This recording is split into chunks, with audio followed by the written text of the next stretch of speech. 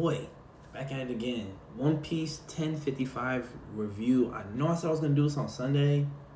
However, I tried to do my live stream Friday morning at like 12 a.m. I went through the whole thing, read the whole chapter, and went back and realized there was no sound on my on the video. Why I say that? Let me make sure that this stream has sound. So yeah, I did the whole live reaction and had to delete it. So I'm gonna make sure this time. I'm just gonna do this review really quick, run through the chapter, not really react to everything, but just say, oh, hey, stop that. And I just wanna like give my thoughts and feelings towards each part of the chapter. Let me make sure we got some sound. Yep, we got sound. Let's get straight. Actually, one second. Grab my headphones. Make the sound even better.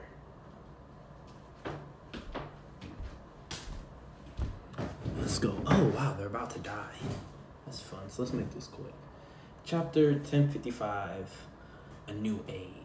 The first scene was Yamato, Momo, and the Scabbards versus Green Bull. I did thought it was interesting that he has like the fireproof forest move, which I mean, like he said, makes sense. He's an admiral. Let's try this again. One Piece, chapter 1055, live review. First scene, Yamato, Scabbards versus Green Bull. Yamato, Momo, and the Scabbards versus Green Bull. My apologies. First, I thought it was really cool. Fireproof forest, Navy Admiral. If you like have such an obvious weakness, you should be able to counter it. So like, if for example Aokiji, when he fought against Akainu, he had an elemental disadvantage. So it makes sense that he finds other ways to fight when he's going up against an obvious weakness. It's taking out Raizo, tying up the Scabbards. And we cut away. So my reviews actually made me mad. So I thought that was just gonna be the end of it, because you know how One Piece be sometimes. Start a scene, gets all hyped up, and then just completely cut out. So I'm glad we did go back to it at the end of the chapter.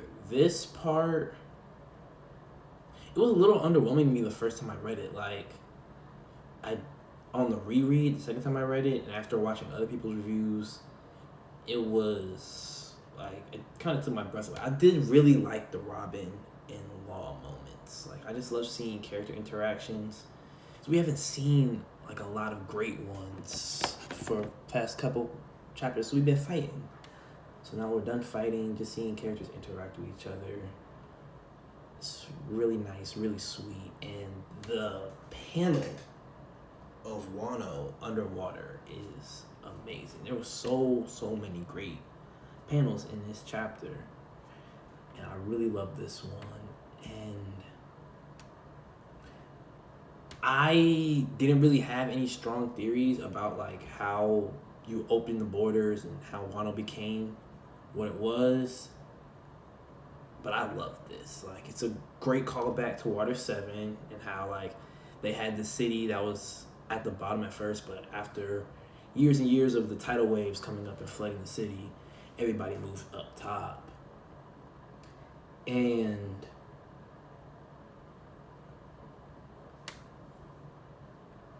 the fact that it's rainwater, like, I remember in the beginning when we first got to Wano, Sanji was confused like how the koi were in freshwater.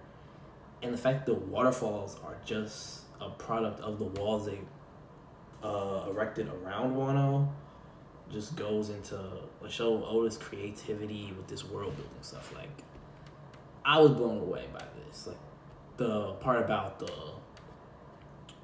Wano, like how Wano became this country it is today. I thought it was really impressive.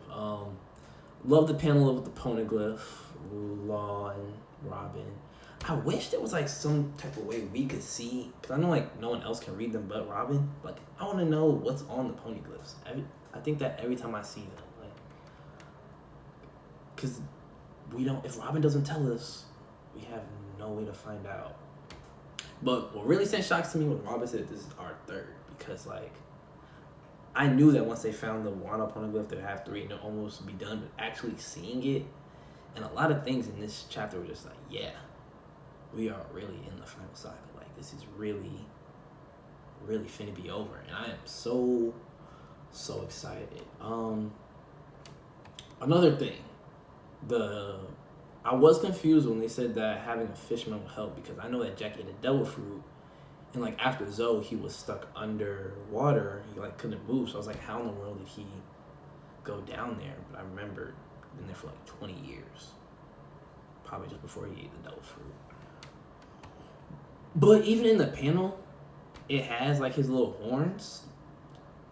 So I guess I was just like, I don't know if that was Oda forgetting that was before he ate his devil fruit, or if he had horns before he ate his devil fruit. That'd be even weirder.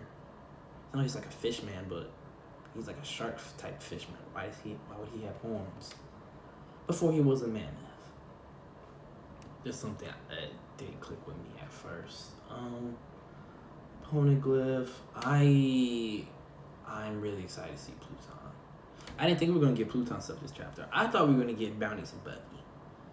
I don't know when we're gonna get bounties and Buggy. I'm gonna stop predicting we're gonna get bounties and Buggy, because every time I predict we get bounties and Buggy, we've been getting some other stuff. However, saying sleeping ancient weapon Pluton, and he said another thing in this chapter, but that made it seem like Pluton wasn't just a ship. Unless he's referring to sleeping as like it hasn't been used in a long time. There was a lot of like, not humane, but like ways he was talking about Pluton made it seem more like it was someone than something. But if it's underneath Wano, I'm sure it's just not like a person just sleeping around. I'm sure it's like a ship or something taken out. Just the way he was wording it left it open to possibility. Oh yeah, it was when he said let loose one of the ancient weapons. Like it sounds like a raging monster or something like that. Like I've seen a lot of people saying it might be the Dragon Ryuma Slade, but if it was the Dragon Ryuma Slade, how would it still be sleeping if it's Slade? I don't know. Just a bunch of theories I've seen going around, and I think it's really interesting. Super excited for the Pluton reveal. And the part where he was talking about everything he told us was just what was been passed down from generations. It makes sense because, like Robin said, it doesn't. Why would you want this to happen? Why would Odin want to unleash Pluton and let down Wano's defenses? And it had to be something he learned outside. I think personally, they learned about final war, final battle, and stuff, and he knows that all the ancient weapons need to be used. So when he said need to open the borders for Joy Boy to come, from when Joy Boy comes to Wano, he wasn't saying like, oh, we need to let them down so he can get in, but more like we need to let them down so he can use Pluton and, you know, do end of series stuff. Goda doing Goda things took us back to the fight. I don't know why he likes to break up fights. Like he did this, I think like 10:45 with the Hiyori stuff in between the Gear 5 fight with Kaido. I mean, it's great stuff, content we're getting in between. But like, why not like start the chapter with this and then just go full fight? I don't understand. I'm not mangaka. Oda's the greatest of all time. He knows better than me. I just don't understand why start fight, leave fight, and go back to fight. But I'm glad he did, because this part was epic. Everybody has been gassing up this part when he was like, if Kaido was still in charge, I wouldn't have come here. I want to see what the official translations say like that, see if it gives him any more credence, because that does kind of sound like he was scared of Kaido. But I get that he was saying like, oh, the order Kaido had, there's no need for me. Well, that's how I took it. Like, Kaido was in charge. You know how he is with his bigotry. Like, basically, everything was in line. It might have sucked for y'all, but no one was stepping out of line. Like, Kaido had stuff under control. Now that he's gone, I'm here to make sure the control stays. A lot of people were taking like he was scared of Kaido. I didn't get that. I could be wrong. But he said this man is after Luffy. And like I said in my last chapter review, this man Momonosuke It's that guy. He's him. He's him. I was predicting that he was telling Yamato to stay out of this because he was like, yo, I need to prove that I can defend Wano. That's exactly what he said. He was like, how can I look y'all in the face and say Wano is safe with us if we can't repel any enemies? Now, I get where he's coming from. You shouldn't have to repel admirals like that. It's not going to be many cases where you're going to have admirals or admiral level threats pushing up on your doorstep. So this isn't the best case to show off that you can protect Wano, but shouts out to him, all props to him, applause to him. It's my Shogun. I love this man, Momonosuke. And the fact that he let that blast breath out. You saw my last live reaction. I was so hyped when I thought it was finna come. So when he actually did let it off, and he shot it, be gone, be gone, be gone. I was so hyped because Momo might be creeping into my top 10 favorite characters in One Piece. He might already be there. I might need to make that a video, doing a list of my top 10 favorite characters and why I like them. But I think Momo might be the best written character in One Piece. Like, on-screen development-wise, he might be beating Sanji. My personal opinion. I could be wrong, but in my opinion, he's number one. Unfortunately, the blaster breath didn't do much. I mean, I had a feeling, like, you're not finna just, blast breath, 4-shot an admiral. Like, not even Kaido was doing that. He's mastered the devil fruit power, especially not with a blast breath. But I did think Green Bull's ability to, like, grow from a seedling, because Momo burned down the whole tree thing. It was just like that one little flower left, and Green Bull grew all the way back. Freakishly cool abilities. I wonder if I don't think any other admiral could have an ability like that. Maybe Aokiji could come together from broken ice. But that's a pretty cool ability. Speaking of pretty cool abilities, the panel of just lightning. I don't appreciate Green Bull talking about Momo's a wannabe Kaido. Momo is Momo. We're done with Kaido. He's his own person. But the Shanks and his lightning, literally stretching from across the sea, miles away. And the man just located Green Bull. I had a feeling Shanks was going to be top 1 hockey user because, only Yonko with one arm, only Yonko with no devil fruit.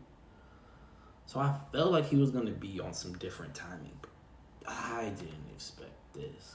Conqueror's Haki just... It's like he's aiming it with his sword. He's he's over there.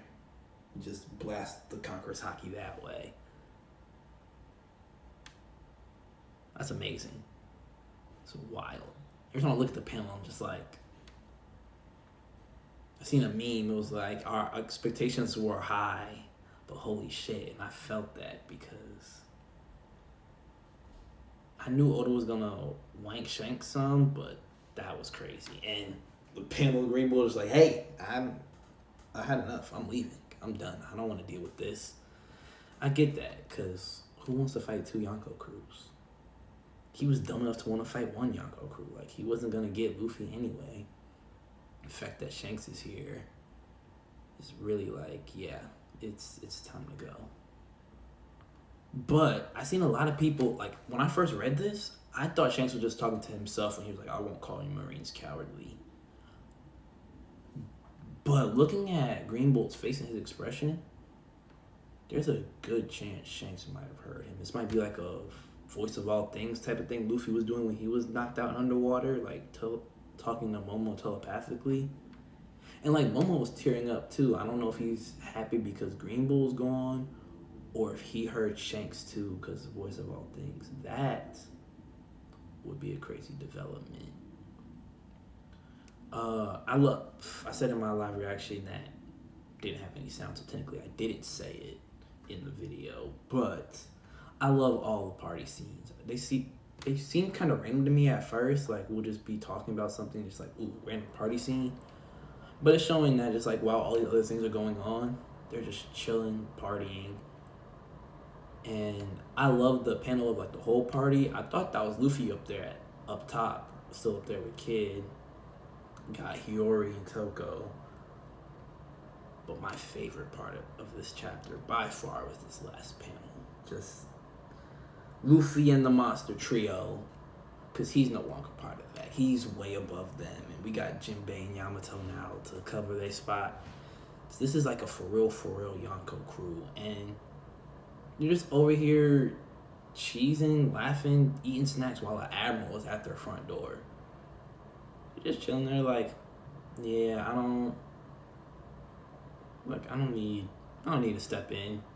They got this. And if they don't got this, I mean, I guess we'll get up and put our food down. But like he has a whole kebab in his hand. He is not worried at all. And seeing his smile at the end, that's just so heartwarming. It makes me so excited for this reunion. I knew we weren't going to get a Shanks and Luffy reunion in Wano. I still think we're going to get that in Elbaf if we go to Elbaf next. Actually, I still think we're going to get in Elbaf whether we go to Elbaf next or not. But it was just really heartwarming. It was a great chapter. There wasn't that much content in it, but still so many great things. We got a bunch of lore. I love lore piece, especially just like finding out why the world is the way it is and how it became like that. Anything we talk about 800 years ago already gets my attention. So learning about old Wano and the poneglyphs, ancient weapons, all that was cool. Seeing Shanks and seeing like what someone who really trained their Converse hockey can do with it. That's what I expect from end of series Luffy. What I expect Roger was doing. I can't wait to. I don't know if we're gonna get like a Luffy Shanks training arc or something, but when Luffy gets his hockey like that, it's gonna be a sight to behold. But that's my initial feelings, my first take on this chapter. I might still do another video once the officials drop just to see if there's any major translation changes, but if not, hopefully Friday morning we'll be here for the next chapter reaction. Like and subscribe when this gets up on YouTube. For Twitch, I'll catch y'all later. Y'all hold it down, be easy, and we'll see you next time. Peace.